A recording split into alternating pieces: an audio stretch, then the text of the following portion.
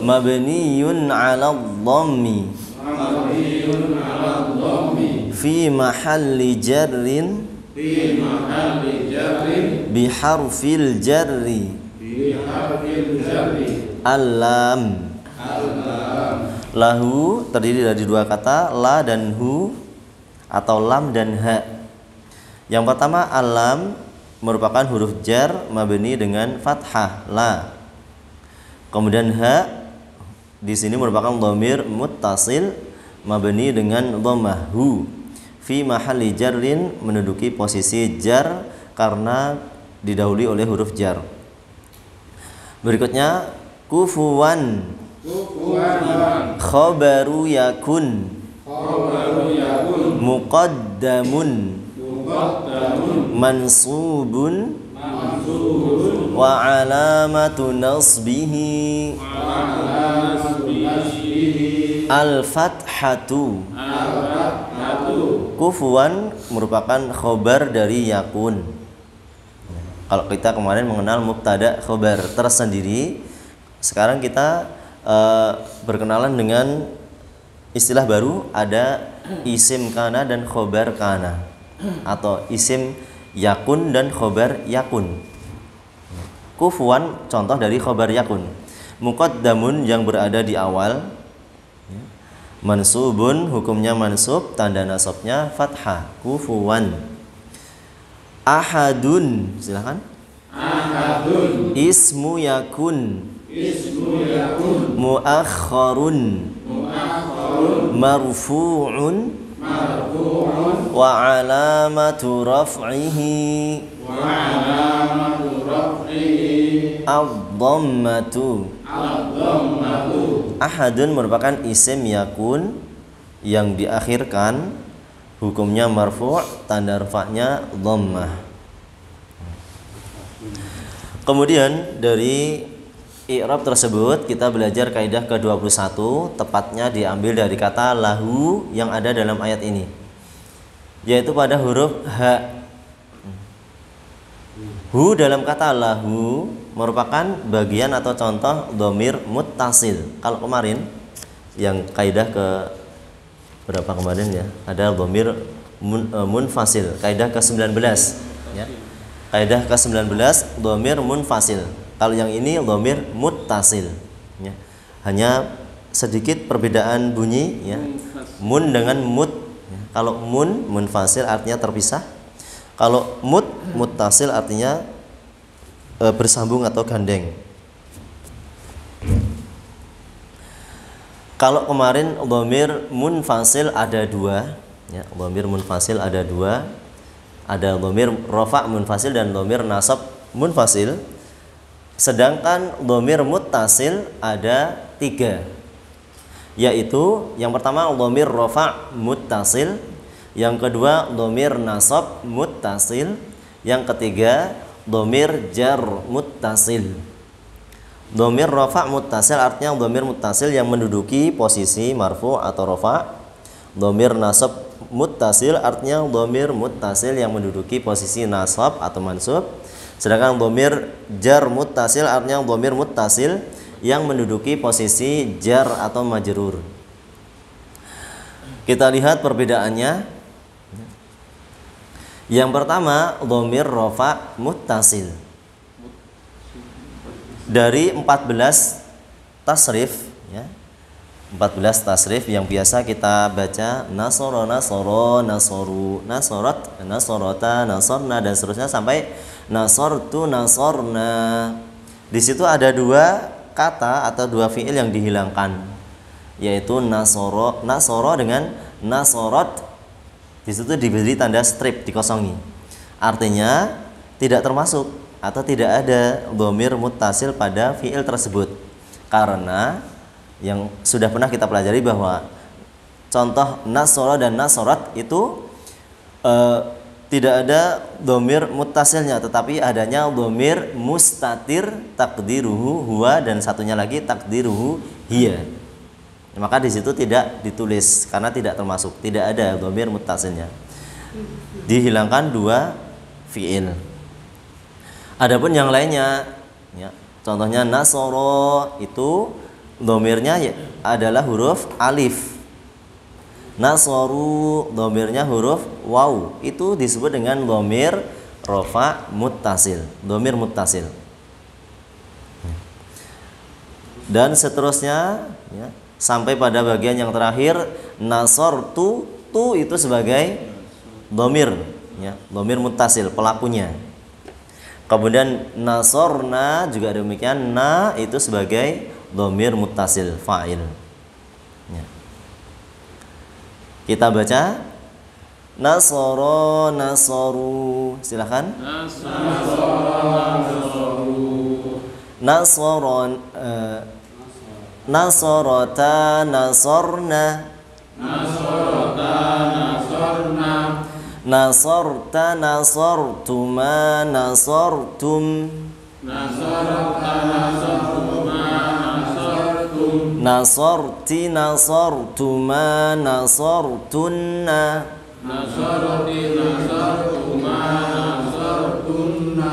nasortu nasorna. Ini bagian yang pertama, domir rofa muttasil ya. Jadi dalam fiil-fiil tersebut sudah terdapat atau terkandung domir kata ganti ya. Ada alif, ada waw, ada nun, ada ta, ada na atau nun lagi. Ini yang pertama, nanti akan kita beri contoh dari Al-Quran. Kemudian yang kedua, kita bahas semuanya dulu. Yang kedua, domir nasab muttasil. Kalau tadi rofa, sekarang nasab. Kalau tadi sebagai pelaku, makanya rofa. Yang sekarang nasab, mansub, karena sebagai maf'ul bih atau objek. Contohnya di sini nasorohu. Hu di situ merupakan domir muttasil, menepati posisi mansub atau nasab karena sebagai objek, makanya termasuk domir nasab muttasil. Kalau tadi nasoro atau nasoro artinya menolong, kalau nasorohu artinya menolong dia, menolongnya, dan seterusnya sampai nasoroni artinya dia menolongku, nasorona dia menolong kami ya. Semua domir yang diperjelas dalam kurung itu merupakan domir muttasil, lebih tepatnya domir nasab muttasil. Kita baca nasorohu nasorohuma nasorohum, nasorohu nasorohuma nasorohum, nasoroha nasorohuma nasorohunna, nasoroha nasorohuma nasorohunna, nasoroka nasorokuma nasorokum, nasoroka nasorokuma nasorokum, nasoroki nasorokuma nasorokunna, nasoroki nasorokuma nasorokunna, nasoroni nasorona, nasoroni nasorona. Ini yang kedua. Kemudian yang ketiga, domir jar muttasil. Domir muttasil yang menduduki posisi jar ya. Di sini contohnya yaitu domir muttasil yang berkedudukan sebagai mudhaf ilaih. Kita sudah belajar bahwa mudhaf ilaih itu hukumnya majrur ya. Maka di sini sebagai contoh domir jar muttasil yang berkedudukan sebagai mudhaf ilaih. Baladuhu artinya negaranya, negara dia. Baladuhum negara mereka, sampai pada baladi negaraku, baladuna negara kami ya, misalnya kita ingin mengatakan negara kami Indonesia, baladi atau baladuna Indonesia. Semua domir pada contoh ini merupakan domir jar muttasil, kedudukannya sebagai mudhaf ilaih, hukumnya menepati posisi jar atau majrur. Kita baca baladuhu baladuhuma baladuhum, baladuhu baladuha baladuhuma baladuhunna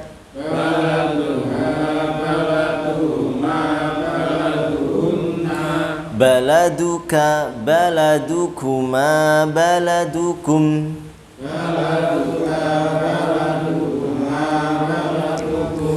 baladuki baladukuma baladukunna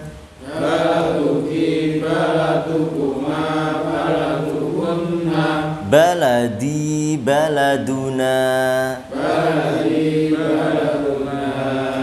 ya. Saudara-saudara yang kami hormati rahimani wa rahmatullah, kemarin sudah kita sampaikan ya bahwa dhamir itu termasuk ilmu pokok ya. Termasuk ilmu pokok diantaranya untuk memahami tafsir Al-Quran ya. Syekh Utsaimin dalam menjelaskan kaidah tafsir, beliau membawakan bab khusus bab yang membahas tentang dhamir, karena bab ini penting ya. Makanya dhamir ini betul-betul harus dipahami ya. Kalau dalam bahasa Indonesia hanya 6, tapi kalau dalam bahasa Arab ada 14 itu terbagi menjadi dhamir munfasil dan dhamir muttasil ya. Kemudian ini secara umum saja. Kemudian dhamir munfasil ada 2 macam, dhamir muttasil ada 3 macam ya. Semuanya kalau kita perhatikan mirip-mirip, jadi insya Allah tidak begitu sulit ya. Insya Allah nanti kalau sudah terbiasa kita akan mudah memahaminya ya. Syukur-syukur nanti bisa menghafalkannya ya. Jadi ini sangat penting dipahami. Di dalam Al-Quran itu penuh dengan dhamir ya. Di dalam Al-Quran itu penuh dengan dhamir. Kita baca Al-Fatihah, ada dhamir tidak? Ada. Mana dhamir yang ada dalam surat Al-Fatihah ya. Misalnya pada ayat Iyyaka na'budu wa iyyaka nasta'in, mana dhamirnya? Ka ya. Na'budu iyyaka.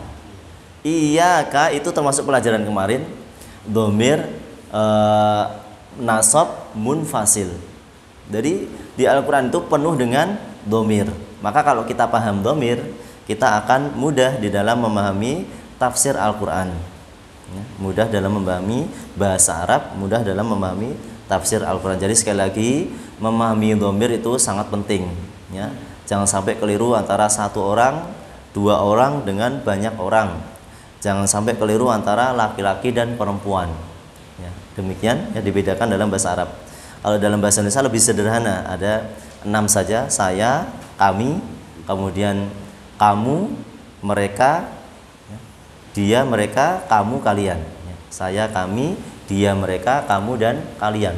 Hanya ada 6. Meskipun nanti kalau kita perbandingkan sebenarnya sama. Hanya saja dalam bahasa Arab itu dibedakan antara yang 2 orang dengan 2 orang yang lebih dari 2 orang.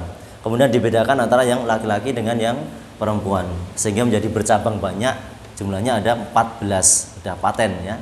Jumlahnya ada 14. Saudara-saudara yang kami hormati rahimani wa rahmatullah, berikutnya kita berikan contoh penerapan dari pelajaran ini dalam Al-Quran, baik dhamir rafa muttasil, dhamir nasab muttasil maupun dhamir jar muttasil.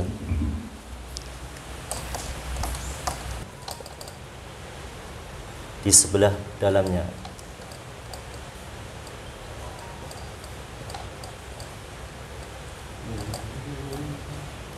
terdapat dalam surat Al-Hadid ayat 13.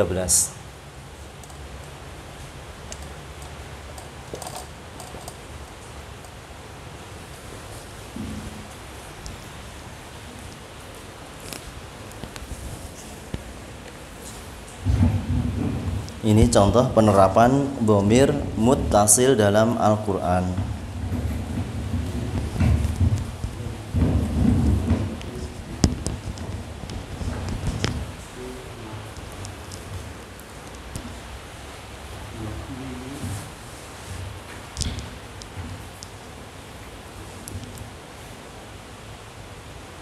Allah. Demikian untuk pembahasan i'rab ayat yang terakhir, ayat yang keempat dari surat Al-Ikhlas, dan kaidah yang ke-21 tentang dhamir muttasil. Insyaallah pada kesempatan yang akan datang kita akan membahas surat berikutnya yaitu surat Al-Lahab atau surat Al-Masad atau surat Tabbat, dan kaidah yang ke-22 tentang Asmaul Khamsah, Al-Asmaul Khamsah. Dari kami ada kekurangan dan kesalahan, mohon maaf. Mari kita tutup dengan doa kafaratul majlis. Subhanakallahumma wa bihamdika asyhadu an la ilaha illa anta astaghfiruka wa atubu ilaik. Assalamualaikum warahmatullahi wabarakatuh.